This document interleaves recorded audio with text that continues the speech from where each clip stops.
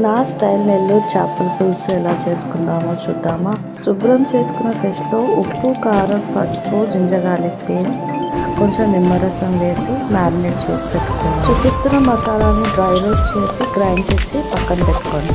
ఇప్పుడు ఫిష్ని semi fry చేసి పక్కన పెట్టుకోండి. ఒక బాండీలో కొంచెం ఆయిల్, కరివేపాకు, ఆవాలు, ఉల్లిపాయ పేస్ట్, పచ్చిమిర్చి, జింజర్ గార్లిక్ పేస్ట్, ఉప్పు, కారం, పసుపు వేసి మగ్గనివ్వండి. తర్వాత టమాటాలు, మనం గ్రైండ్ చేసుకున్న మసాలా వేసి మగ్గనివ్వండి. ఇప్పుడు చింతపండు రసం, కొత్తిమీర వేసి కొంచెం సేపు ఉడికించాక మనం ముందుగా వేసుకున్న ఫిష్ ఫ్రైని వేసి దాంతోపాటు మామిడికాయలు వేసి మూత పెట్టి మగ్గనివ్వండి. అంతే, ఎంతో టేస్టీ నెల్లూరు చేపల పులుసు రెడీ. వేడి వేడి అన్నంతో తింటే చాలా బాగుంటుంది. Like, share and subscribe.